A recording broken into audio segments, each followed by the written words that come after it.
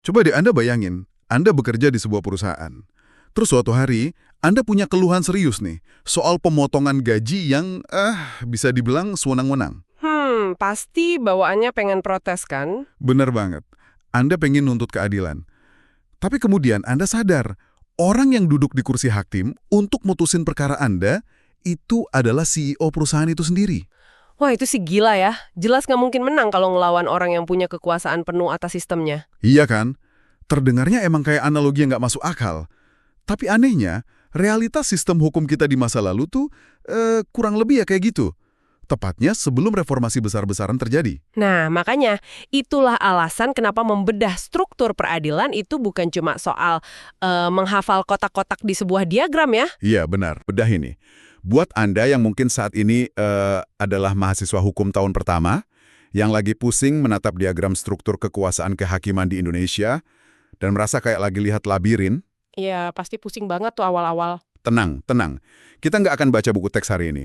Referensi utama kita ini diambil dari materi kuliah Hukum Acara Peradilan Agama, khususnya fokus di kekuasaan kehakiman. Betul, itu karya Bapak M. Faisal Rahendra Lubis dari Universitas Islam Sumatera Utara ya. Bener. Jadi, misi eksplorasi kita hari ini simpel aja. Kita mau cari tahu kenapa sih sistemnya didesain serumit ini, apa logika operasionalnya, dan gimana kekuasaan itu dibatasi. Kalau kita bicara soal logika operasional ya, kita tuh harus kembali ke fondasinya dulu. Oke, fondasi yang mana nih? Dibangun di atas sebuah krisis besar. Oh, titik ledak yang sering disebut-sebut pas era akhir 90-an itu ya? Tepat.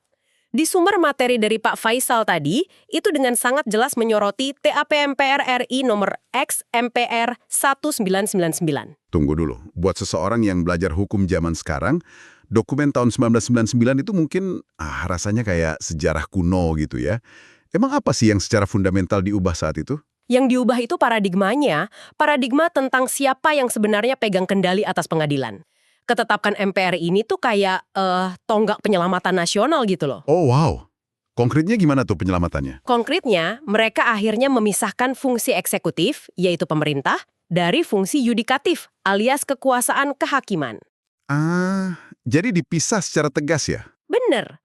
Karena sebelum adanya pemisahan tegas lewat amandemen UUD 1945, tepatnya di bab 9, pasal 24 dan 25, garis antara penguasa dan hakim itu super kabur. Maksudnya kabur itu kayak gimana? Apakah presiden atau menteri secara harfiah bisa nelpon hakim terus mendikte putusannya gitu? Ya, nggak selalu sevulgar itu sih, tapi pengaruhnya emang kerasa banget. Gini deh, coba Anda bayangkan, urusan administratif, keuangan, sampai promosi hakim, itu semuanya masih di bawah kementerian pemerintah. Waduh, berarti nasib karir mereka dipegang pemerintah dong? Nah, itu dia poinnya. Gimana seorang hakim bisa sepenuhnya independen kalau nasib karir dan gajinya ditentuin sama pihak eksekutif, yang mana mungkin aja pihak eksekutif ini lagi digugat di pengadilannya sendiri. Iya, masuk akal banget. Inilah kenapa amandemen UUD 45 merombak total hal itu ya. Kekuasaan kehakiman tuh emang mutlak harus mandiri. Betul sekali, nggak boleh lagi ada campur tangan dari penguasa politik. Paham sekarang. Jadi ini balik lagi ke analogi CEO di awal tadi ya. Kita akhirnya berhasil menyingkirkan CEO dari kursi hakim, terus bawa pihak ketiga yang benar-benar netral. Tepat. Jadi diagram hierarki hukum yang bikin mahasiswa pusing itu sebenarnya adalah peta perlindungan. Perlindungan biar hukum nggak disetir penguasa ya. Nah, setelah kekuasaannya dipisah dan yudikatif ini berdiri sendiri, kita kan otomatis butuh kepala baru nih untuk sistem ini. Bener, harus ada puncaknya. Dan disinilah Mahkamah Agung atau MA mengambil perannya. Berarti MA ini posisinya benar-benar di pucuk pimpinan ya? Betul, berdasarkan undang-undang, contohnya UU nomor 48 tahun 2009, Mahkamah Agung itu adalah pelaksana kekuasaan kehakiman tertinggi. Mereka ini muara dari hampir semua urusan peradilan kita. Iya. Di materi ini juga dijabarin wewenang MA, mulai dari permohonan kasasi, sengketa kewenangan mengadili, peninjauan kembali, sampai nguji peraturan di bawah undang-undang. Tapi ada satu wewenang yang bikin saya senyum sendiri pas bacanya. Oh ya? Bagian yang mana tuh? Ini nih, MA punya wewenang mutus sengketa di tingkat pertama dan terakhir soal perampasan kapal asing oleh kapal perang Republik Indonesia. Ini kan spesifik banget ya, kayak plot film aksi di laut gitu. Haha, iya emang sangat spesifik. Dan ini sering banget bikin mahasiswa hukum kening pas awal-awal baca. Iya kan?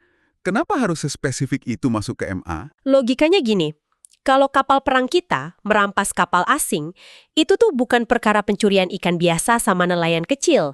Ada potensi insiden diplomatik yang gede di situ. Oh ya benar, kedaulatan negara ya yang dipertaruhkan. Nah itu, berhadapan langsung sama negara lain. Perkara dengan bobot internasional dan kedaulatan kayak gini tuh nggak mungkin diserahin ke pengadilan tingkat kota. Harus ditarik langsung ke puncak, ke MA. Masuk akal banget. Oke, sekarang kita bahas wewenang utama mereka yang paling sering diomongin orang aja deh.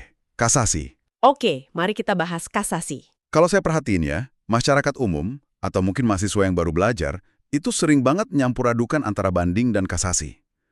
Pokoknya kalau kalah di pengadilan ya naik aja terus ke atas. Emang bedanya kasasi di MA sama banding biasa tuh apa sih? Ini poin krusial banget buat dipahami.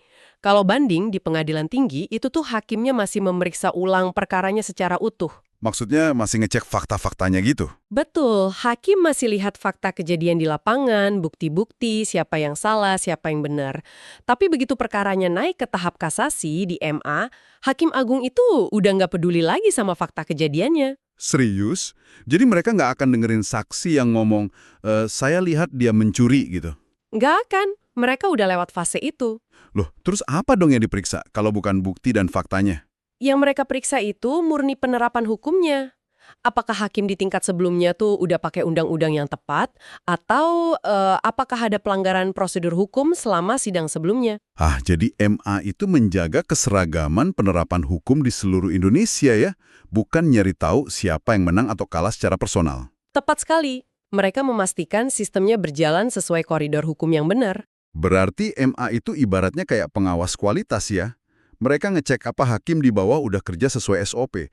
Tapi tunggu dulu, kalau MA ini puncaknya, apa berarti semua orang yang kalah di bawah bisa merangsek naik bawa kasusnya sampai ke MA? Gimana tuh contohnya? Ya, misalnya saya ribut soal batas pagar rumah setengah meter nih sama tetangga saya. Apa bisa saya terus-terusan nuntut sampai kasusnya masuk ke Mahkamah Agung? Bukannya MA bakal tenggelam dalam lautan berkas kalau semua kasus remeh masuk ke sana? Logika Anda jalan banget nih. Dan emang itulah masalah historis MA kita sejak dulu. Kelebihan beban perkara atau overload. Wah, pantesan. Terus gimana cara mereka ngatasin ya? Makanya, sistem ini didesain dengan pembatasan yang lumayan ketat sekarang. Berdasarkan UU Nomor 3 Tahun 2009, MA itu bukan tempat sampah buat ngebuang semua ketidakpuasan hukum. Ada pengecualiannya. Oke, apa aja tuh yang diblokir biar nggak nyampah di meja Hakim Agung? Ada 3 hal utama. Pertama, putusan tentang pra-peradilan. Kedua, perkara pidana yang ancaman penjaranya paling lama cuma 1 tahun atau cuma diancam denda. Terus yang ketiga? Yang ketiga itu sengketa tata usaha negara atau TUN, yang objeknya keputusan pejabat daerah dengan jangkauan lokal aja. Sebentar, saya mau bedah yang pertama dulu nih. Pra-peradilan. Buat orang awam, istilah ini tuh jujur aja agak membingungkan.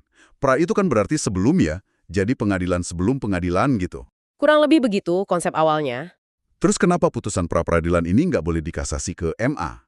Gini, pra-peradilan itu fungsinya cuma buat muji, sah atau enggaknya proses awal yang mendahului sidang utama. Misalnya, prosedur penangkapan Anda sama polisi itu udah sah belum? Atau penyitaan barang Anda ada surat resminya nggak? Oh, jadi cuma ngecek soal administrasinya doang ya, bukan ngecek saya beneran bersalah atau enggak? 100% betul. Karena ini murni urusan prosedural yang butuh kepastian super cepat, makanya undang-undang melarang keras putusan pra-peradilan ini dibawa ke MA. Iya sih. Kalau dibiarin sampai kasasi, sidang utamanya nggak bakal mulai-mulai dong. Nah, itu dia. Orang bakal sibuk berdebat bertahun-tahun di MA cuma buat bahas prosedur penangkapan, padahal kasus utamanya malah terbengkalai. Oh, rasional sekali. Terus soal ancaman pidana 1 tahun tadi, itu juga filter ya, biar MA tuh fokus ke kejahatan berat yang dampaknya luas, bukan ngurusin kasus pencurian sendal. Tepat. MA harus memfilter beban kerjanya biar efisien. Oke, tapi biarpun udah difilter gitu ya, urusan hukum di negara dengan ratusan juta penduduk ini kan tetap masif banget. MA pasti butuh perpanjangan tangan kan? Makanya ada 4 lingkungan peradilan di bawahnya itu. Betul sekali. Mahkamah Agung nggak akan mungkin beroperasi sendiri tanpa spesialisasi di tingkat bawah. 4 pilar inilah yang jadi eksekutor keadilan di garis depan. Coba kita lihat struktur spesialis ini satu persatu ya. Yang pertama kan peradilan umum. Tingkat pertamanya itu pengadilan negeri yang ada di tiap kota atau kabupaten. Ini tuh ibarat pintu masuk utama buat kasus-kasus perdata umum atau pidana umum kan? Iya, itu jalur yang paling umum dilewati masyarakat. Tapi di materi kita disebutin ada yang namanya penghususan pengadilan di dalam peradilan umum ini. Ini maksudnya gimana sih pengadilan di dalam pengadilan gitu? Jadi gini, peradilan umum itu kan spektrum kejahatannya luas banget ya. Nah, beberapa jenis kejahatan itu sifatnya sangat kompleks dan butuh keahlian ekstra. Contohnya kayak gimana tuh keahlian ekstranya? Makanya dibentuklah pengadilan khusus yang induknya tetap di peradilan umum. Contohnya kayak pengadilan tindak pidana korupsi atau tipikor. Oh iya, tipikor. Terus ada lagi pengadilan anak. Ini sidangnya beda banget loh. Hakimnya bahkan nggak pakai toga biar anak-anak yang disidang nggak trauma.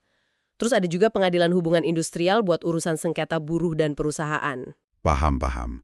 Jadi ibarat rumah sakit, kamarnya sama, tapi dokter spesialisnya beda-beda ya. Analogi yang sangat pas. Terus pilar kedua, peradilan agama. Ini secara hierarkis sama ya, ada di tingkat kabupaten sampai provinsi. Fungsinya spesifik buat perkara perdata umat Islam, kayak cerai, waris, atau ekonomi syariah. Ini cukup lugas lah ya. Betul, batasannya cukup jelas kalau yang itu. Nah, yang ketiga ini nih, yang sering jadi perdebatan panas di publik. Peradilan militer. Pak Faisal di materinya ngasih definisi yang ketat banget soal siapa yang berhak diadili di sini. Iya, ini emang sering banget disalahpahami sama publik.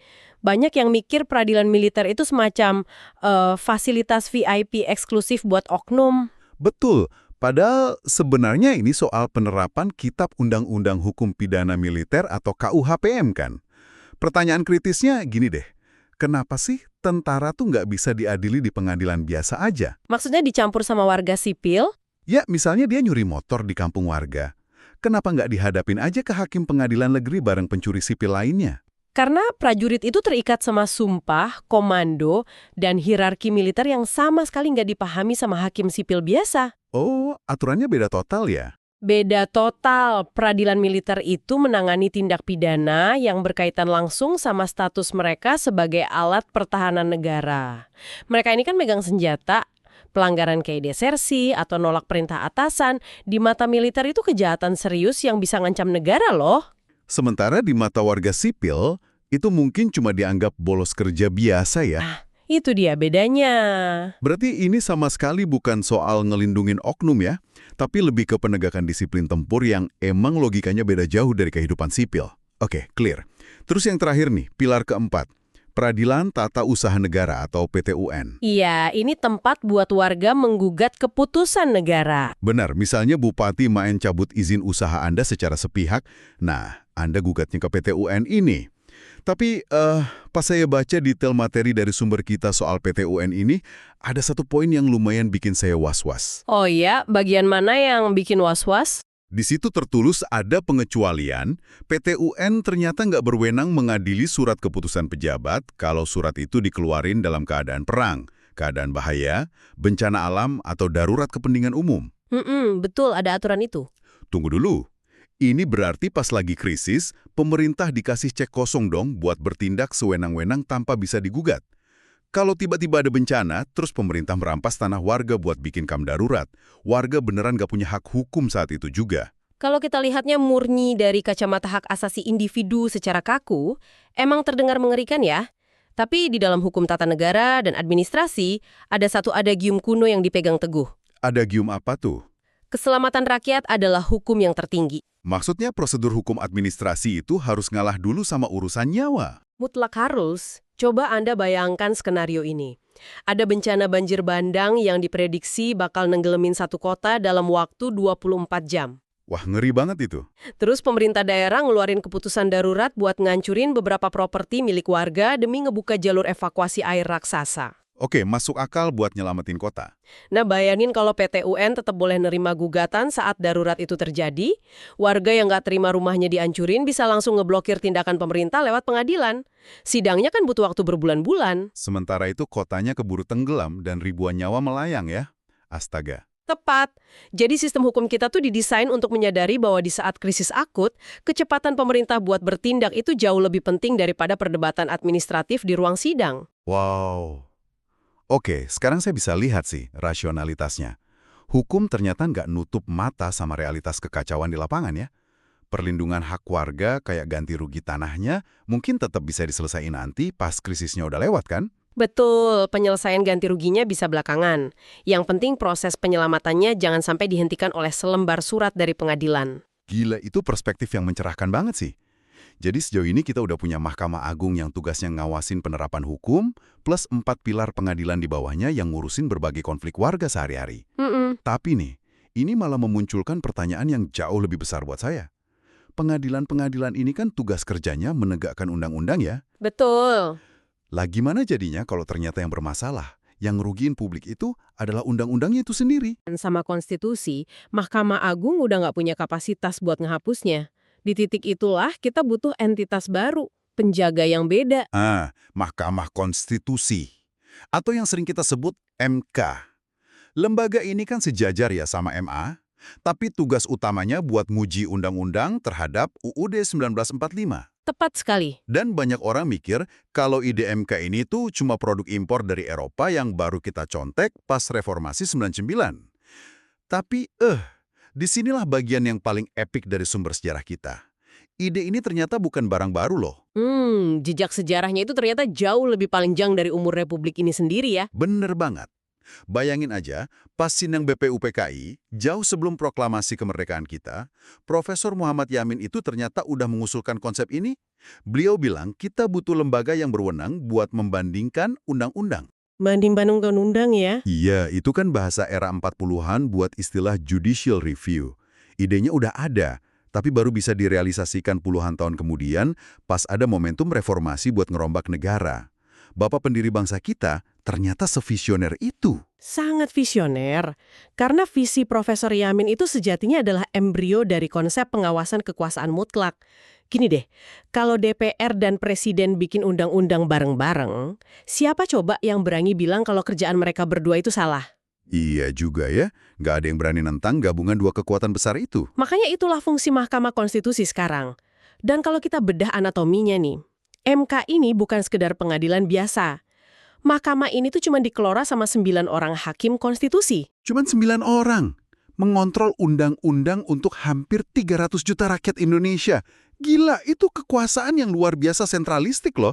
Terus milih 9 orang ini gimana caranya? Nah, cara mereka dipilih ini adalah inti sesungguhnya dari konsep checks and balances, atau saling imbang dan awasi antar lembaga. 9 orang ini nggak dipilih sama satu pihak doang. Oh, dibagi-bagi ya kuotanya ya? Betul, komposisinya dibagi rata. 3 orang diajukan oleh Mahkamah Agung mewakili yudikatif, 3 orang diajukan sama DPR buat mewakili kekuatan politik legislatif, dan 3 orang lagi diajukan Presiden sebagai wakil eksekutif. Baru deh semuanya disahkan lewat Kepres. Tunggu sebentar. Kalau MA, DPR, sama Presiden masing-masing nyumbang 3 orang, bukannya itu malah bahaya ya? 3 hakim sitipan Presiden bisa aja ngamanin agenda eksekutif, yang dari DPR ngamanin agenda partai. Bukannya ujung-ujungnya malah nggak independen? Memang itu resiko bawaannya. Tapi justru disitulah letak kejeniusan sistem ini. Karena nggak ada satu institusi pun yang punya suara mayoritas mutlak. Masing-masing kan cuma megang 3 dari 9 suara.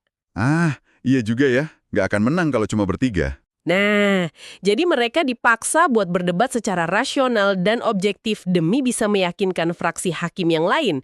Kepentingan politik satu pihak otomatis bakal dinetralisir sama pihak lainnya.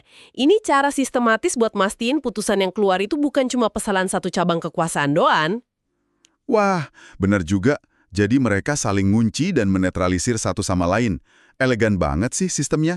Dan ini bawa kita ke atribut MK yang paling terkenal. Sifat putusannya yang final and binding, selesai dan mengikat. Bisa jelasin teknisnya nggak nih buat orang awam? Gampang leading, Ipalu Hakim MK itu adalah titik akhir perdebatan hukum di negara ini. Kalau Anda kalah di peradilan umum tingkat negeri, Anda kan masih bisa berharap di tingkat banding. Kalau di banding, masih ada harapan kasasi di MA. Masih ada ruang buat bermanuver ya? Betul. Tapi kalau di Mahkamah Konstitusi, begitu putusan dibacakan di sidang yang terbuka untuk umum, itu detik itu juga putusannya langsung berkekuatan hukum tetap. Nggak ada jalur buat banding lagi? Nggak ada banding, nggak ada kasasi. Putusan itu seketika mengikat seluruh seluruh entitas di Republik ini. Dari rakyat jelata, menteri, presiden, sampai institusi negara semuanya harus tunduk. Dan nggak ada instansi lain di atas MK yang bisa ngepeto atau ngebatalin putusan itu. Sama sekali nggak ada. Wow, itu benar-benar absolut ya.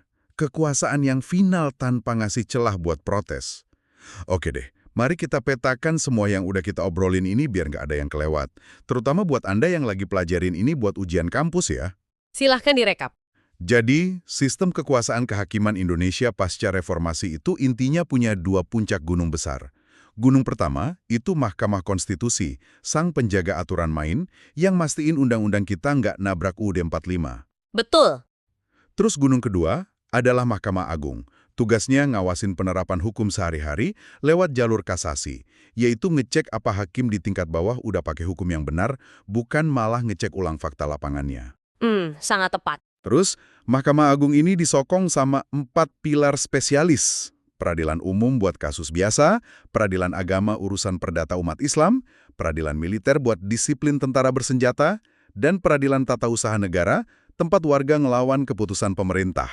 Ia dengan catatan khusus, pemerintah dapat kelonggaran pas negara lagi darurat parah. Pemetaan yang sangat komprehensif. Pas kita udah paham filosofinya kenapa ini dipisah, kenapa ada batasan-batasannya, diagram yang awalnya kelihatan abstrak itu langsung jadi masuk akal banget. Benar, mengerti sistem ini tuh bukan sekedar ngapal buku ya, tapi ngerti gimana negara kita mati-matian nyoba seimbangin kekuasaan biar nggak jadi tiran. Sepakat. Tapi, sebelum kita benar-benar tutup obrolan eksplorasi kita hari ini, saya mau nantang logika Anda semua yang lagi dengerin nih. Wah, tantangan apa tuh? Gini, sistem negara kita ini kan udah didesain sedemikian rupa biar ada checks and balances. Presiden diawasi DPR, produk DPR diawasi MK, putusan hakim diawasi MA. Sangat rapi kan? Iya, saling mengawasi. Tapi coba pikirin soal Mahkamah Konstitusi tadi. Putusan 9 hakim itu kan sifatnya final and binding, mutlak dan mengikat seisi negara tanpa ada celah sedikit pun buat banding. Lalu muncul paradoksnya nih. Paradoks gimana tuh? Kalau 9 manusia yang pakai jubah hakim konstitusi itu tanpa sengaja bikin kesalahan fatal, entah karena salah analisis atau mungkin ada godaan politis, pertanyaannya, siapa yang ngawasi mereka? Nah loh, Siapa yang berhak jadi hakim bagi sang penjaga konstitusi terakhir ini, kalau ternyata putusan mereka mutlak nggak bisa dibatalkan siapapun? itu pertanyaan tingkat tinggi tuh. Silahkan deh bawa paradoks hukum ini ke ruang diskusi kampus Anda, coba debat sama dosen Anda, dan gali lebih dalam, kira-kira gimana sih hukum tuh harus merespons pertanyaan sulit kayak gini? Pasti bakal seru banget diskusinya. Pastinya. Oke deh, terima kasih udah nemenin diskusi kita hari ini. Tetap jaga rasa penasaran Anda, dan selamat membedah teori-teori lainnya.